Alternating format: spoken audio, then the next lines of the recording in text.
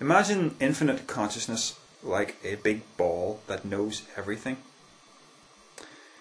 But it desires to have the experience of not knowing everything, of what it would be like for there to be something other than itself that exists. So what it does is it creates the universe. Now let's break the universe down into something very, very simple. Let's break the universe down into two consciousnesses. Just two consciousnesses, like two people. Imagine a big ball, infinite consciousness, projecting a little ball.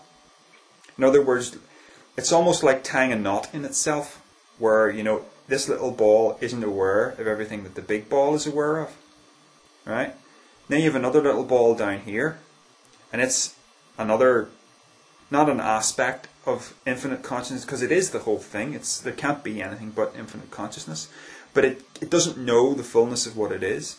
And then you place these two consciousnesses into an arena that allows them to interact. And that arena is the universe. And that arena is the illusion of time moving forward. Time moving forward is a byproduct of consciousness being separated from the full magnitude of what it is. Okay? So there's some serious things that it's not going to click, obviously. This isn't just going to just, oh, brilliant, clicks into place. It clicked with me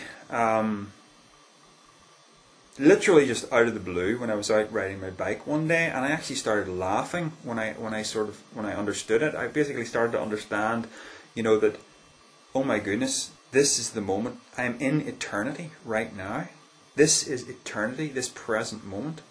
And I started understanding how time was just the flow of information in that experience of disconnection from my full magnitude.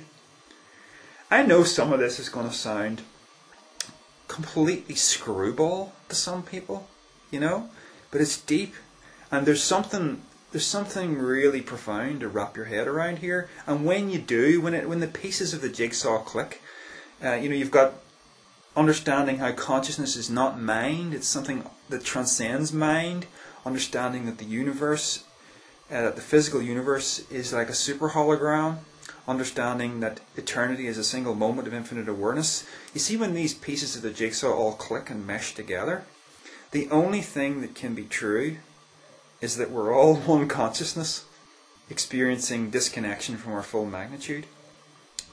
So this all has a lot of impact on the very practical question: what happens to me when I die?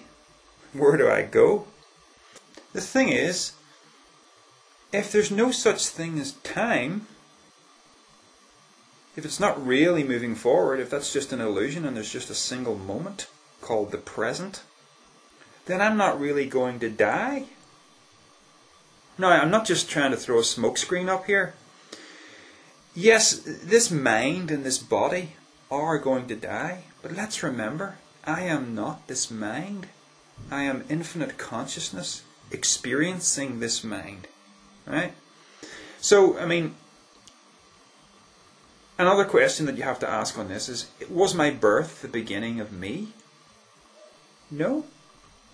What's my birth? My birth is the beginning of this mind known as Darrell Sloan, right? And my death will be the end of this mind known as Darrell Sloan. But that is not me. I am infinite consciousness. Never had a beginning, will never have an end, existing in a single moment of infinite awareness.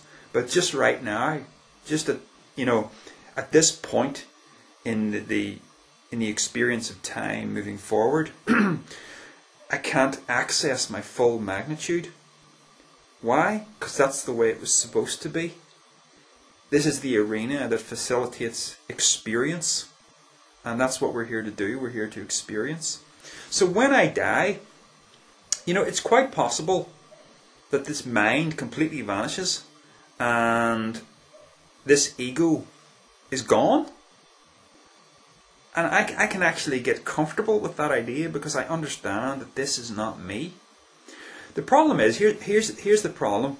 We're all really inclined to think that self-awareness exists in here and is this mind. It's not. Self-awareness is and you notice I keep doing this thing with my hands here. It's kind of just that I'm so aware now that this mind is attached to something far deeper than itself, that some people call the subconscious, that Eastern cultures tend to call the higher self, and ultimately it goes right back to oneness, and that oneness is me. The entirety of it is me. And I know it's a really hard concept to wrap your head around, because you're basically saying, hey, I'm God. And that sounds like you've just completely lost your marbles. But let's bear in mind, I'm also saying you're God. Everyone is. So this isn't an ego trip of any kind, If anything, it's quite the opposite, because when you start to really understand that every person you meet is infinite consciousness, well, then how can you possibly condemn that person or disregard that person? Now, I understand that, people will do evil and there's a need for prisons and all the rest of it. But, every single person, regardless of what good they do, regardless of what evil they do, every single person is you. Some people who go down this sort of road that I'm on seem to get caught in the idea of reincarnation. Now, I think it's actually possible that when this life of mine finishes, it's not the end of an individual soul, if you like, a soul that is not one consciousness. It's quite possible that there are layers to us. You know what I mean? There's the mind here, and then there's a discarnate soul that will float off and go somewhere and have some kind of other experience, possibly a reincarnation experience, possibly something else. I don't know. But I don't expect to be floating off to some place called heaven, where I go to meet God, who is separate from me. That's just not what's going to happen.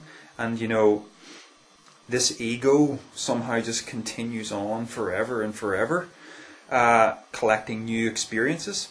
I mean, people try to make sense of if you try to make sense of your life from that context, it's the general religious context is that life here is a training ground for eternity.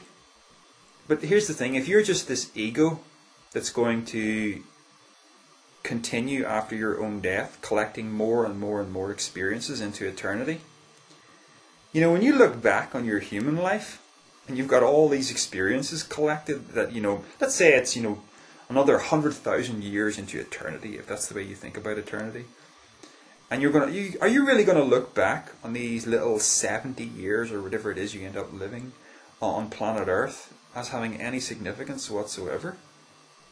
I mean, you try to, figure out what's the meaning of a life. But when you understand that you are every person who has ever lived, is living, and will ever live, that puts your ego in quite a different context, doesn't it? Because that's what you are. You are everyone. You are infinite consciousness. So when I'm talking to Christians about the beliefs that I have, the question that commonly rises to their lips is, what do you think is going to happen when you die? And I tend to answer that in a very cryptic way, and I just simply say, there's no such thing as time. And they're generally mystified by that answer, but it really is the right answer. I'm not going anywhere. I'm standing still. We tend to think we're being propelled through time. We're not. We are standing still in a single moment of infinite awareness, and time is moving through us. Okay. Some food for thought there.